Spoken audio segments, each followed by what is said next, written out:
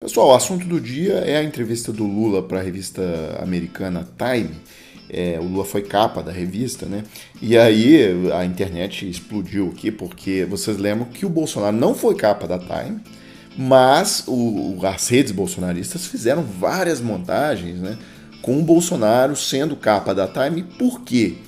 A Time fez uma pesquisa na época, na virada de 2021 para 2022, ela fez uma pesquisa no site dela, era uma enquete pública, perguntando quem que era a personalidade do ano e tal.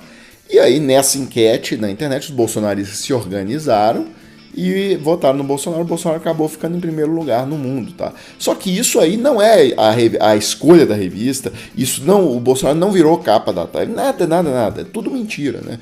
E aí teve até ministro do Bolsonaro, né, publicando essa capa fake e tudo.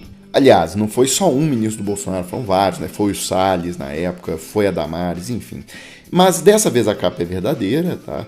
E repercutiu muito aí, o Grupo Globo e a grande imprensa no geral destacou nessa fala do Lula sobre a guerra na Ucrânia. Então tá aqui, né? Lula diz à revista Time que Zelensky quis a guerra. Abre aspas, esse cara é tão responsável quanto o Putin. Aqui, pessoal, tem uma pegadinha, porque a entrevista tratou sobre vários outros assuntos, tá? Inclusive os assuntos mais importantes para a população brasileira, que é a economia, por exemplo. Está na tela que é uma pergunta sobre economia. Qual que vai ser a política econômica do Lula? E aí, até que ponto o Desmascarando, por exemplo, vai ser pautado pelo que a Globo deu como destaque, né? É um negócio meio... Porque uma guerra na Ucrânia a 15 mil quilômetros de distância não é o assunto mais importante para os brasileiros. Então, por exemplo, na pergunta sobre economia, ele fala que o Brasil, na minha época, lá fazia 250 IPOs, né? Hoje o Brasil não faz nada. O Brasil juntou 370 bilhões de dólares de reservas internacionais, e enfim... E aí a política econômica ela vai ser montada de acordo com as alianças que forem possíveis lá com o Congresso Nacional, quem for compor o governo. Então a resposta é bastante pragmática sobre a economia, né? Inclusive perguntam para ele sobre a questão ambiental, né? Sobre a abolição do uso do petróleo. E aí ele diz, olha, o presidente da Colômbia, que está de esquerda, que está em primeiro lugar lá, tá falando sobre isso, mas eu acho isso meio irrealista no curto prazo para o Brasil, tal, porque a gente ainda precisa e não sei o quê. Então, assim, várias respostas numa linha mais pragmática, mas o destaque vai para o que está fora da curva, né? Que é a resposta sobre a Ucrânia. E aí, por que eu digo que a resposta do Lula sobre a Ucrânia está fora da curva? Por que ele deve mudar esse discurso? Olha o que ele diz aqui na entrevista, né? Qual é a razão da invasão da Ucrânia? É a OTAN? Os Estados Unidos e a Europa poderiam ter dito: a Ucrânia não vai entrar na OTAN. Estaria resolvido o problema. Isso aqui, pessoal, não é questão de opinião, isso aqui é factual. Tá? O que o Lula disse aqui não é verdade. Processo formal, tá, do pedido da Ucrânia para entrar na OTAN está paralisado desde 2008 por veto da Alemanha. Tá? Tem uma reportagem grande aqui do Diário de Notícias explicando esse histórico, como que a Merkel barrou esse processo, e esse processo está parado, sem perspectiva de andar. A OTAN não quer a Ucrânia entre os seus membros. Tá? E aí o segundo ponto é o seguinte, o próprio Zelensky, porque a Ucrânia quer entrar para a OTAN, a Ucrânia quer. Agora, o próprio Zelensky colocou na mesa a possibilidade, olha, para acabar a guerra, a Ucrânia deixa de ter esse pleito. Mas o Putin nunca quis saber disso, porque aí o Lula tangencia o real motivo da guerra, né, na pergunta seguinte. Que a repórter fala assim, mas você acha mesmo que a OTAN foi a razão da Rússia para invadir a Ucrânia? Aí o Lula coloca, olha, tem também a possibilidade da Ucrânia entrar na União Europeia. Aí os europeus poderiam ter dito, não é o momento da Ucrânia entrar na União Europeia, vamos esperar. Eles não precisam fomentar o confronto. Aí a repórter pergunta, né, mas eu acho que tentaram falar com a Rússia. Aí o Lula afirma, não tentaram, as conversas foram muito poucas. Olha, isso também é factual, isso não é verdade, tá? É fatos, o Macron foi várias vezes a Moscou, negociou lá com o Putin, conversou. O primeiro-ministro da Alemanha, o Olaf Scholz, também foi na Rússia, foi lá conversar com o Putin.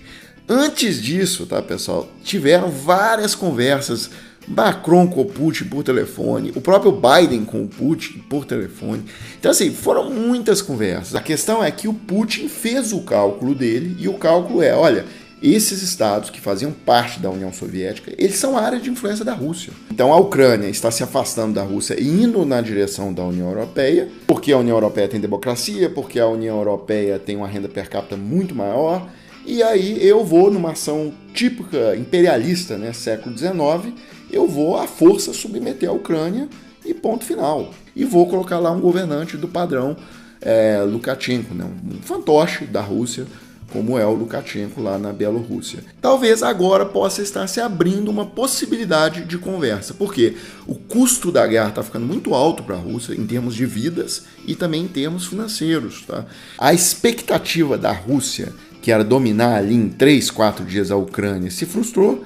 O mapa da guerra está travado nessas posições há muito tempo já uns 2 meses.